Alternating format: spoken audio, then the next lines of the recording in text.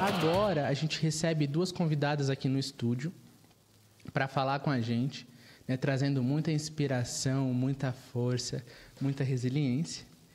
Estou falando de Elionice Sacramento, ela também conhecida como Léo.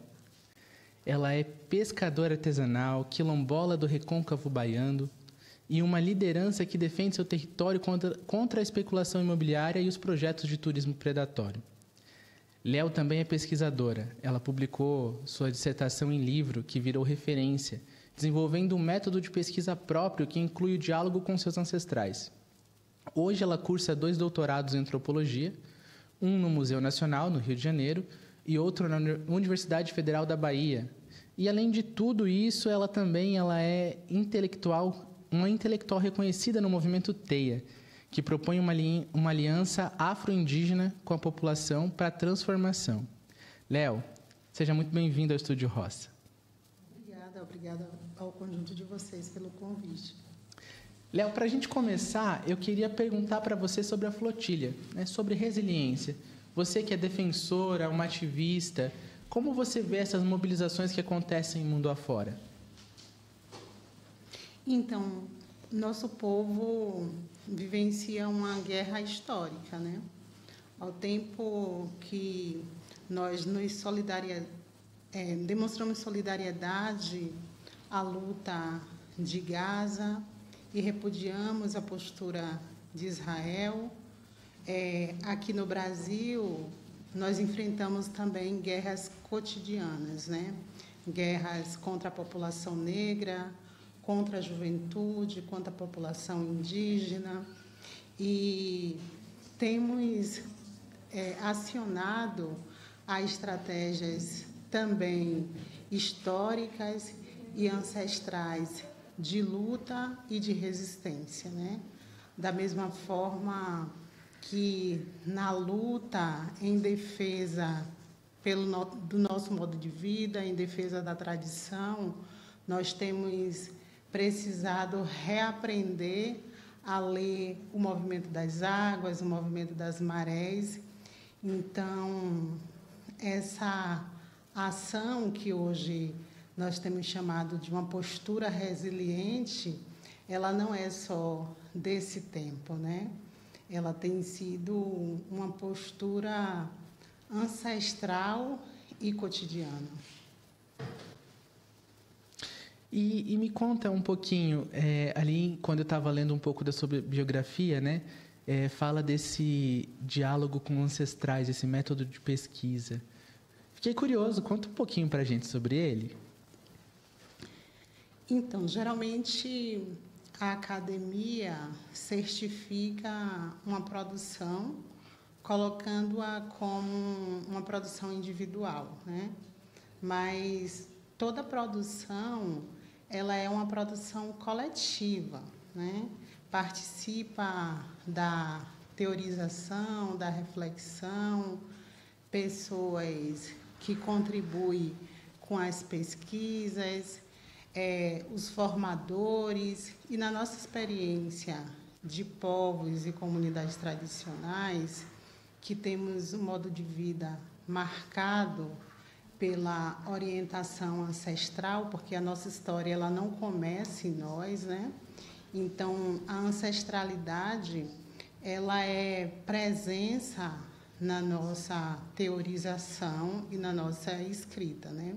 Então, como estudante do MESPT, eu tive a possibilidade de construir uma metodologia a partir dos tempos das marés, e agora no doutorado me proponho a construir um quadro teórico-metodológico, no sentido de dizer que o que a gente manifesta dos conhecimentos tradicionais e ancestrais não é só método, é também teoria, né? É ciência, é teoria, o conhecimento que a gente tem de vento, de uma espécie de pescado, o conhecimento que a gente tem sobre o movimento das águas, a relação com a própria espiritualidade e ancestralidade. Então, isso é teoria. e a gente não está construindo sozinhos e sozinhas, né? A gente está sistematizando um conhecimento que é do nosso povo e que é um conhecimento apreendido com o corpo todo, assim, deslocando essa noção de que é com a mente que a gente apreende, né? Então, a gente apreende desde os pés, quando a gente pisa na lama, e é um conhecimento que se dá em diálogo com a ancestralidade, né? Eu já dizia lá atrás que a minha orientadora pela universidade, ela tinha um papel formal, mas ela sabia que a orientação primeiro era da ancestralidade. Então, é nessa dimensão assim que a gente constrói esse método. Como vocês estão vendo, eu estou ao lado de Célia, né, que também traz um conhecimento de uma outra região do país, mas esse conhecimento das marés e das águas, e aquilo que minha vivência nesse corpo não me permitiu acessar de conhecimento, e eu aprendo com Célia, nos espaços políticos do movimento, né? E com tantas outras mulheres que também receberam das suas ancestrais esse conhecimento. Que legal e muito bonito.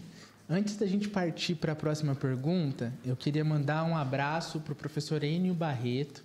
Ele está nos ouvindo e mandou saudações efusivas para Elionice. Então, ele está lá mandando saudações para ti.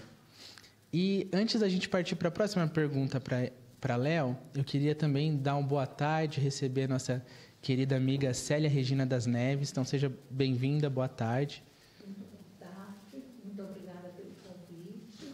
E é um prazer estar aqui com vocês, nessa primeira vez, e conhecendo uma coisa tão importante num espaço que tantas vezes já estive aqui e nunca tinha adentrado.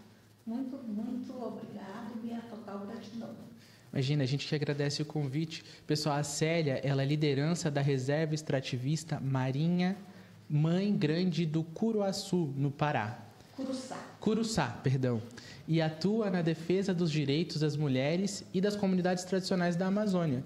Ela também faz parte da Secretaria da Mulher na Confrem. Ela destaca-se na luta contra projetos que ameaçam os modos de vida extrativista e pela valorização da sociobiodiversidade amazônica. Então, é um prazer muito grande ter você aqui hoje também, viu, Célia? Obrigada. Bom, vamos agora voltar para o Recôncavo Baiano com a nossa amiga Léo, para ela contar um pouquinho mais sobre a comunidade dela, né? Como as mulheres pescadoras e marisqueiras têm se organizado diante das ameaças ao território. E qual o papel dessa força feminina, né, que desempenha nessa luta quilombola? Então, antes de falar especificamente de Conceição e das mulheres de Conceição, ou mulheres Conceição, eu também quero mandar um abraço para o conjunto de professores colaboradores do MESPT, Mestrado em Sustentabilidade em Povos e Comunidades Tradicionais, dizer da importância desse mestrado no sentido também de fortalecer a luta dos povos e nos fortalecer enquanto intelectuais que respeita as suas especificidades e dialoga com o seu povo. Em especial, eu mando um abraço tanto para o professor Enio, que já nos saudou, mas para o conjunto de professoras do MESPT, né? Faço menção à professora Mônica, a Cristiane Portela, a Ana Tereza e a tantas outras que têm contribuído nessa significativa proposta, né? Então, as mulheres Conceição, que são Conceição, muitas de nós, em nome e de sobrenome, porque recebemos também essa herança da nossa ancestral Conceição, uma mulher negra, de posses, possivelmente ganhadeira, que chega ao território em 1700 e que, junto com outras mulheres, como Filomena, que povoou a comunidade, dá importante contribuição, tanto social, política, econômica e religiosa, na formação dessa comunidade que compõe também o grande quilombo do Recôncavo, né? E aí eu estou falando de mulheres que articulam a identidade negra, mas também identidade quilombola, que articula a identidade de pescadoras artesanais e uma população que tem conhecimentos ancestrais, que somos herdeiras de Maria Filipa, que deu importante contribuição à independência do Brasil na Bahia, né? Maria Filipa também uma pescadora quilombola, capoeirista. E esse conhecimento das águas, do vento, conhecimento de navegação, historicamente possibilitou que a gente circulasse pelas águas da Baía de Todos os Santos, pelos rios da região e contribuísse para alimentar a cidade, né? Para alimentar as cidades. Hoje nós temos feito luta contra o capital, em defesa do nosso modo de vida e do nosso território, empreendimentos imobiliários como Parque das Margaridas, Costa Dourada, tem tentado expropriar cerca de 60% dos territórios de uso coletivo, as pedras sagradas, tem aterrado os rios e nascentes, tem feito desmatamento da nossa Mata Atlântica e empreendimentos da carcinicultura, destruído manguezais, e nós temos utilizado também os nossos corpos territórios como ferramenta de luta e de resistência, né? E muitas de nós também somos mulheres ameaçadas, né? Ameaçada pelo capital, pelos interesses econômicos, tal quanto Nega Pataxó, que foi morta pela mão armada do Estado, Mãe Bernadette, que mesmo com proteção foi assassinada na sua casa, naquele processo de violência. E a gente sabe que, ainda que essas violências estejam colocadas, que é necessário seguir lutando e resistindo, né?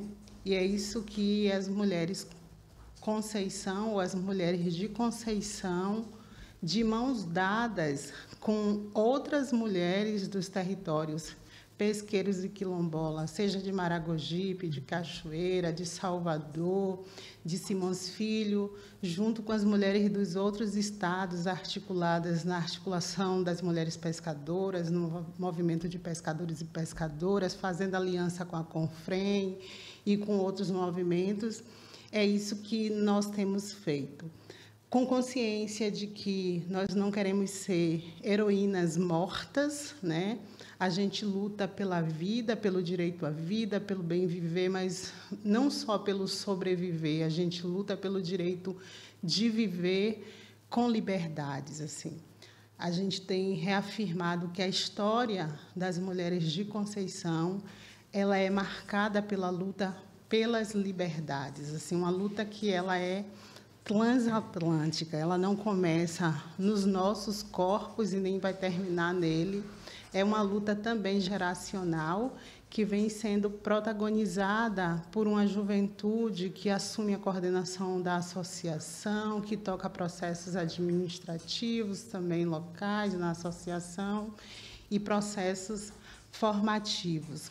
Mas, assim, para concluir essa pergunta, nós, mulheres de Conceição, nós acreditamos muito numa aliança que foi feita no passado pelas nossas ancestrais nos portos de pesca, quando nós chegamos escravizadas, em processo de escravização. E o que nos manteve vivas até hoje foi essa aliança de solidariedade e que é uma aliança que a gente reafirma, né? Nós reafirmamos com as mulheres das comunidades, com mulheres de outros povos, reafirmamos essa aliança aqui no MESPT, porque é muito necessário ter pessoas aliadas de outros contextos, e aí a gente segue propondo essas outras independências, uma independência continuada do Brasil, na Bahia e no mundo. Que viva nós e viva as águas da nossa ancestralidade. Vida longa às mulheres, Conceição. Achei muito bonito que você falou da professora Mônica, e bem na hora ela estava entrando na sala, está ali assistindo a gente. Então, professora Mônica, um abraço. A aluna Márcia também está junto com ela, a Márcia Pereira, está ali também ouvindo a gente. O estúdio está cheio hoje, gente, está emocionante. A produção vai colocar aqui na tela imagens do seu livro. Temos... Conta pra gente um pouco sobre essa potência, sobre esse livro tão lindo. Da diáspora negra ao território de terra e águas. Então, eu quero falar desse livro, mas eu também quero falar de outro livro que a gente está lançando, numa energia tão coletiva quanto esse, né?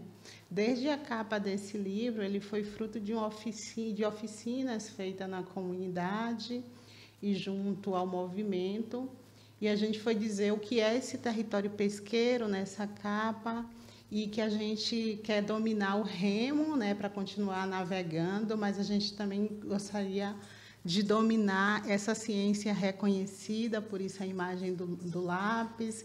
Então, a gente tem ali a imagem da lua, que orienta as marés e a vida nos nossos territórios, que Célia também vai poder dizer mais sobre esse assunto.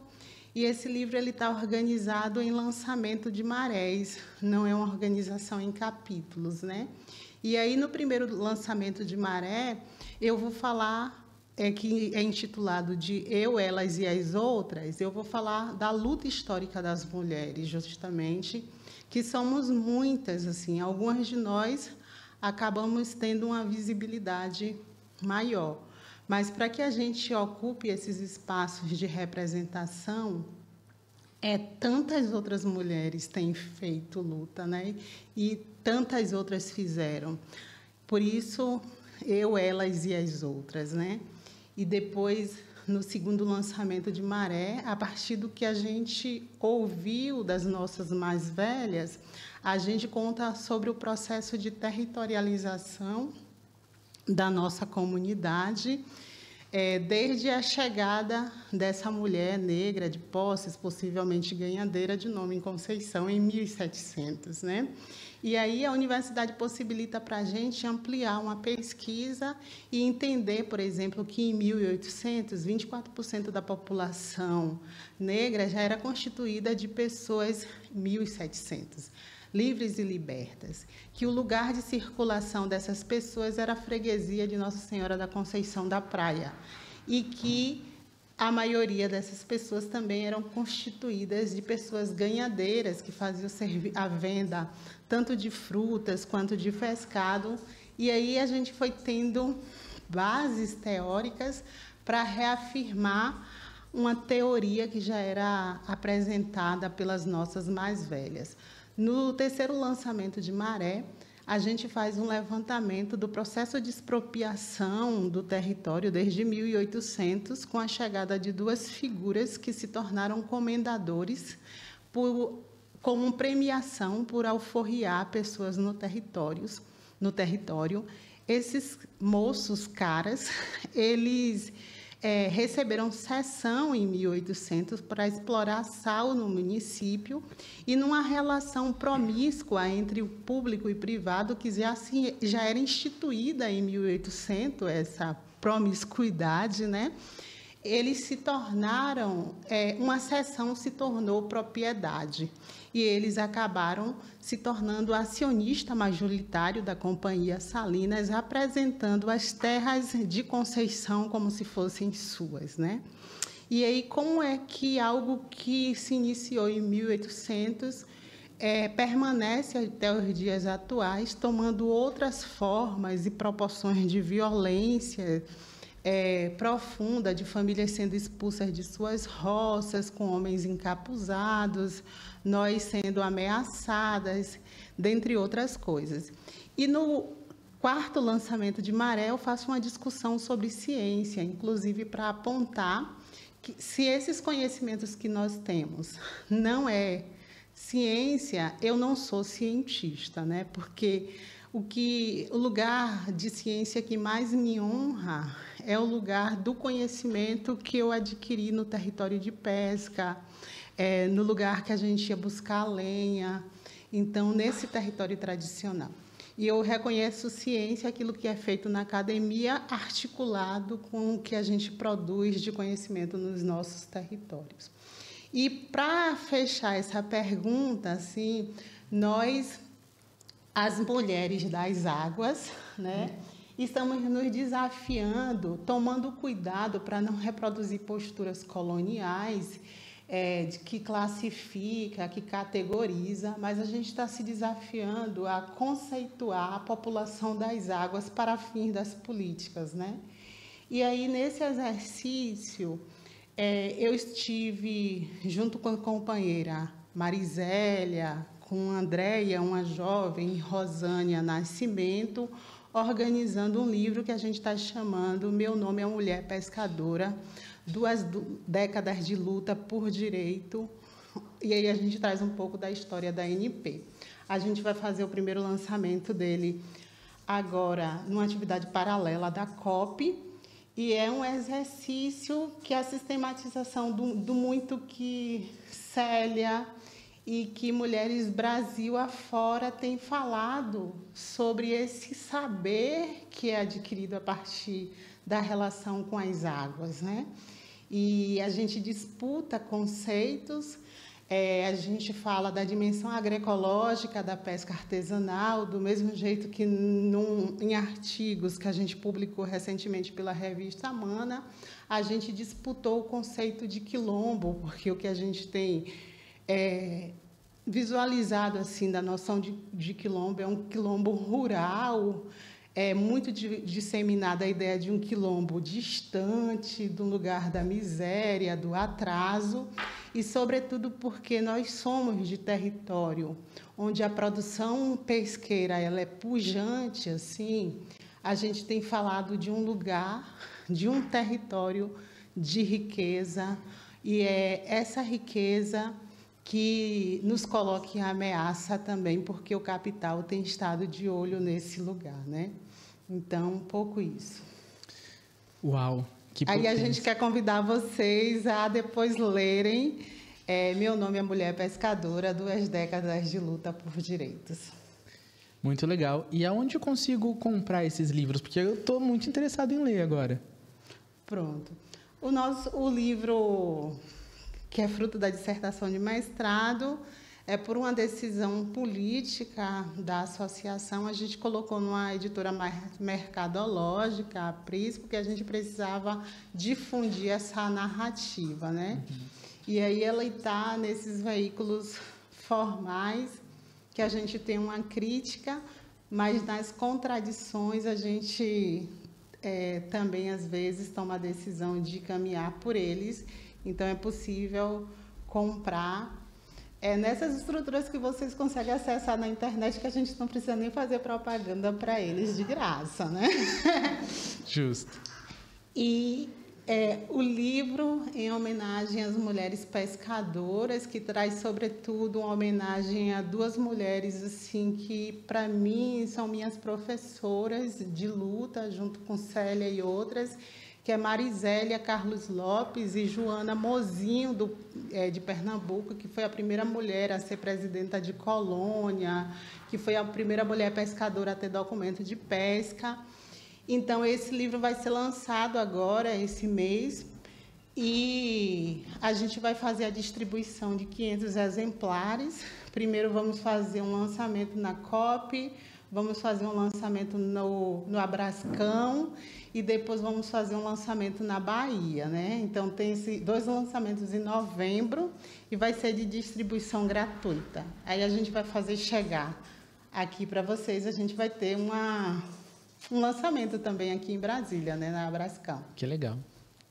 A gente com certeza vai ficar muito feliz de receber o exemplar. Muito obrigado, Léo. Agora a gente vai falar um pouquinho com a Célia.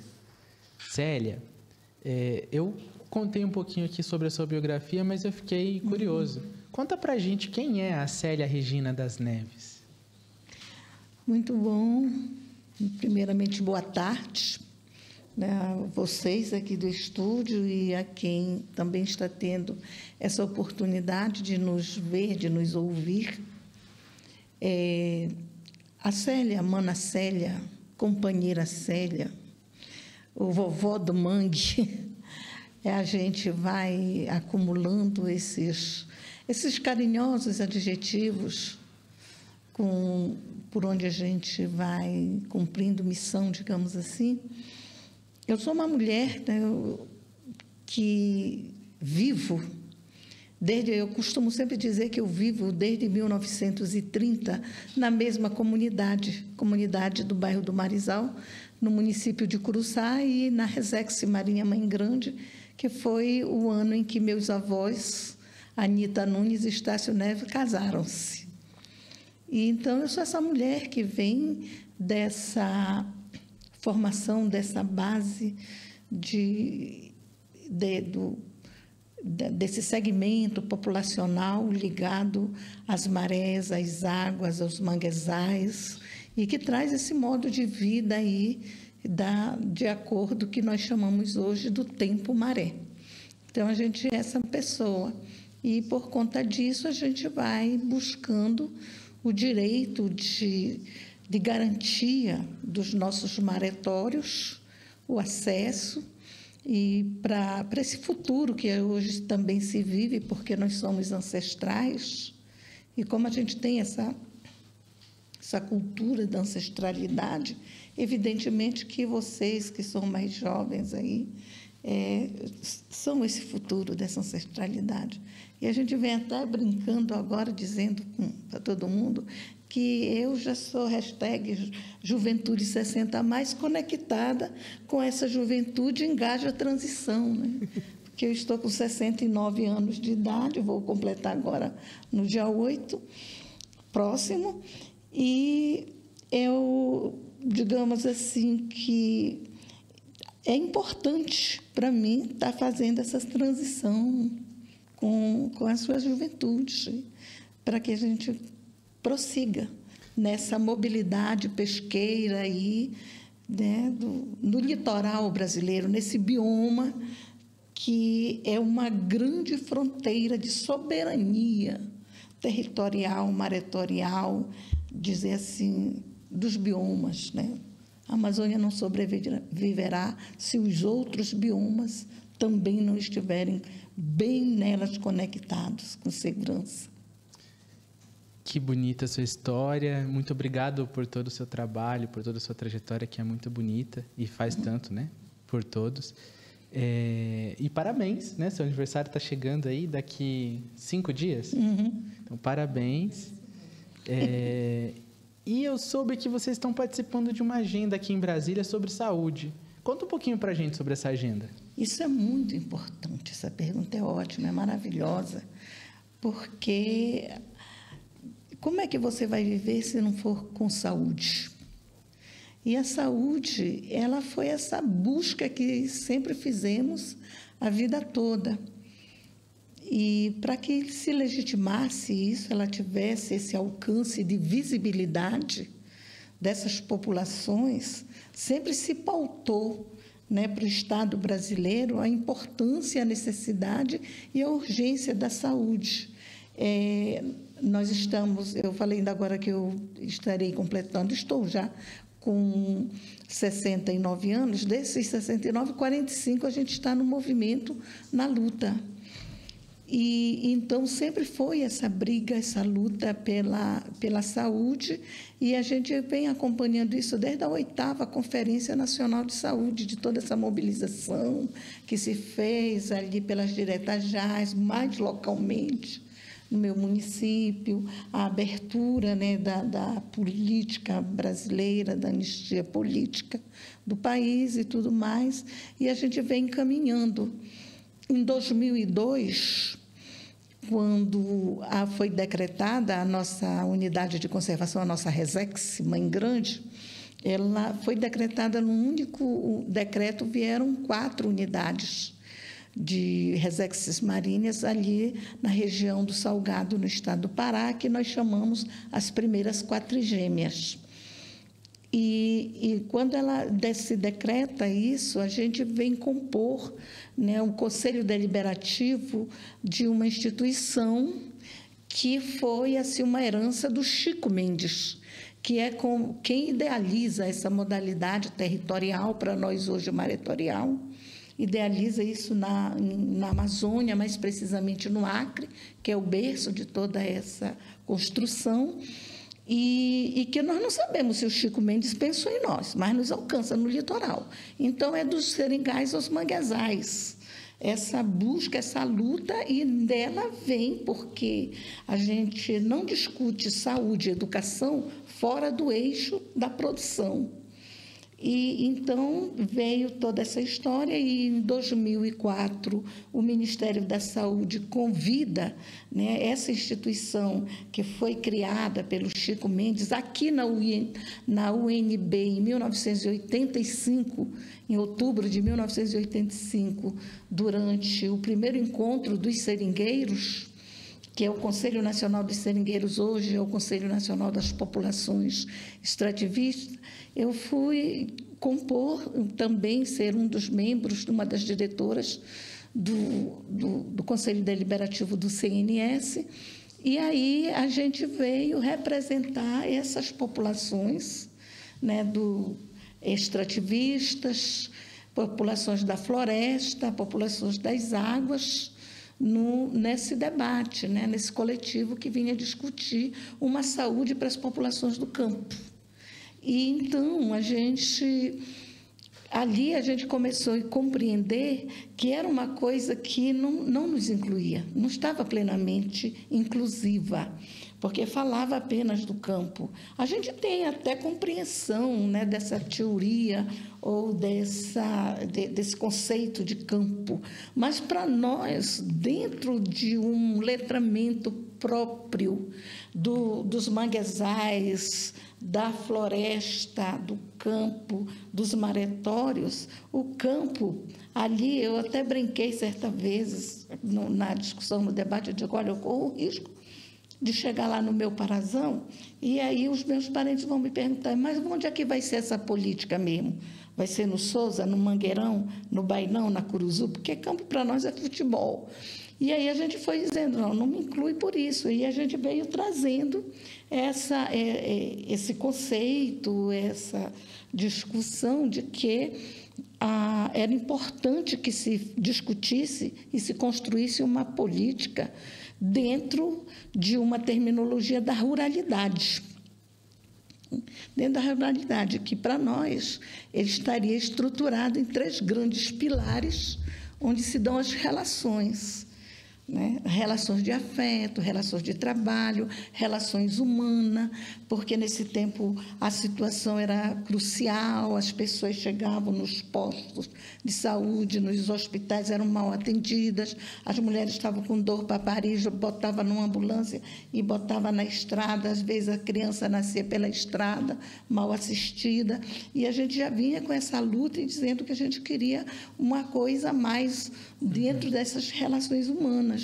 E é nesses ambientes que a gente diz que está estruturado a ruralidade e que vem os diferentes eixos da produção, da organização, da saúde, da educação, enfim, de toda uma diversidade.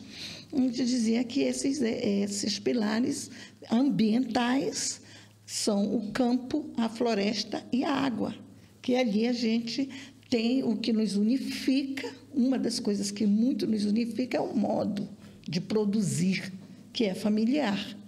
Todavia, essas atividades, essas ocupações, esses manejos, eles se diferenciam nas práticas, pelos horários, pelo tempo. Por exemplo, uma jornada de um seringueiro de trabalho, de um dia de trabalho, começa às 4 da manhã e vai até às 4 da tarde, na floresta. Ou de um açaizeiro, começa bem ali ao meio-dia e vai até às 4 da manhã, que é o tempo que ele vai deixar o açaí. Mas uma pessoa, de um pescador artesanal ou de um extrativista costeiro marinho, que é o meu segmento, eu sou extrativista costeiro e marinho, é de acordo com a maré, porque a gente pergunta, que horas começa o UNB? Que horas abre? Que horas abre o Palácio do Governo, o Ministério da Saúde ou da Educação? Que horas abre o mercado, as lojas, né? Enfim, mas que horas vaza a maré? Porque é a vazante da maré que sinaliza o início da atividade na minha fábrica, nos manguezais. E aí a gente tem que ver isso, né? Como é que essa coisa acontece. É a hora da natureza, né? Então, para nós, a gente diz que o nosso trabalho, a nossa vida de nós, extrativistas, costeiro marinho, desse povo que está no litoral brasileiro, especificamente, falando do nosso país, do Iapoque ao Chuí, em 17 estados, tem uma coisa que reflete no nosso corpo, que nós chamamos, que é o tempo maré, que é a tríade, vazante, enchente e pré-amar. Eu sou um animal de sangue quente. Se eu descer para ir fazer o meu labor, a maré começa a vazar e eu estou ativa. Estou acordada, estou bem, independente da hora e da lua. São 4 luas, são 4 marés diferentes. Então, eu desço. Aí, daqui a pouco, algumas horas depois, já começa a me dar aquele frio, eu olho para o meu pé, ele já está branco, já está encolhendo a pele, e eu sou um animal de sangue quente, eu preciso subir para a terra. Então, olha, estou com a campainha, encerrou o expediente. Eu chego na minha casa, vou cuidar da minha embiara, vou vender, vou partilhar, vou preparar, vou fazer a minha alimentação. A maré já está na pré-amar, meu corpo quer descanso. Então, isso tem um reflexo muito forte dentro de nós. Às vezes, eu estou aqui, em Brasília, aqui no Cerrado. A parte do litoral que está mais próximo de nós é Vitória, no Espírito Santo, que está a 1.400 quilômetros daqui lá. Mas ali eu sinto, às vezes, eu estava sentada bem ali naqueles banquinhos, a menina começou a dizer, está um friozinho aqui. Eu digo, a maré apontando, minha filha. A gente está sabendo, né? A gente sabe, conhece os ventos. Que bonito, como então, a ancestralidade isso é a vida. Né? Ela vibra nos nossos corpos, vibra, né? Vibra, e aí isso também é saúde. Muito legal. Célia, eu queria te agradecer a Léo também, deixar o convite aberto para você vir aqui em um outro momento, contar essas histórias para a gente. Eu fiquei muito empolgado aqui ouvindo. É muito bonito, né, ouvir. A gente teria um minuto para falar da política, porque Célia justamente está trazendo essa especificidade da população das águas, para dizer que hoje existe uma política que ela é da população do campo, da floresta e das águas. Nós, a população das águas, passamos a incorporar essa política mais tardiamente em relação às outras populações, e ela é uma política que ainda precisa ser reformulada para abarcar a especificidade dessa população. E no Grupo da Terra, a gente faz o papel de controle e de vigilância dessa política, né? A gente reúne 3 vezes por ano, com alguns ministérios, para apontar em quais aspectos a política ela ainda precisa avançar, onde ela não está funcionando direito. Nós tivemos ontem a informação, por exemplo, de que uma nota técnica ela efetivamente se consolidou no sentido de trazer as especificidades dessa população das águas, por isso que era importante a gente dizer quem nós somos, né? Que podemos ser pescadores, pescadoras, ribeirinhos, caiçaras, indígenas, povo de santo em contexto tradicional, não é em qualquer contexto.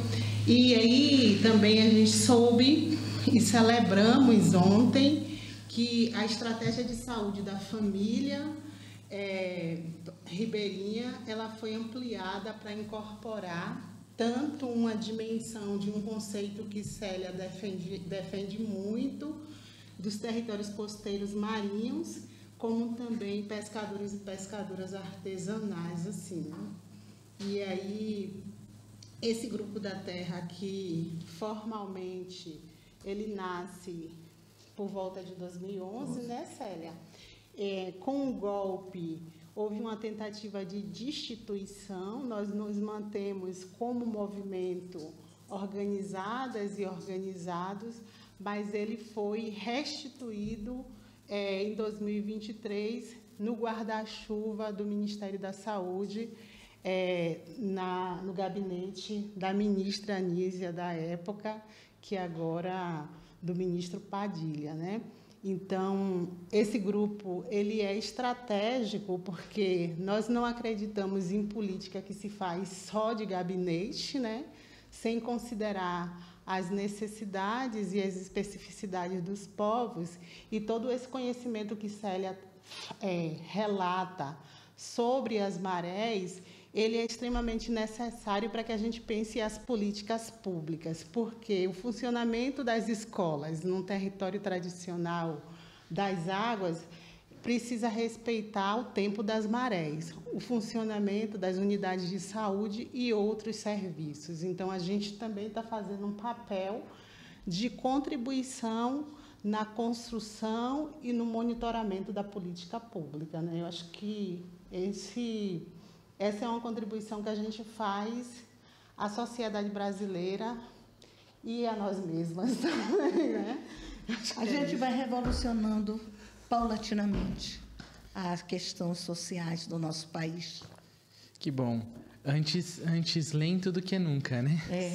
Muito obrigado, Léo. Muito obrigado, Célia. Dizer que os nossos microfones estão sempre abertos para vocês, quando vocês quiserem voltar, trazer mais histórias para a gente, né? Contar sobre a luta, a militância de vocês, guerreiras das águas, dos territórios. Muito obrigado por terem falado com a gente nesse estúdio de hoje.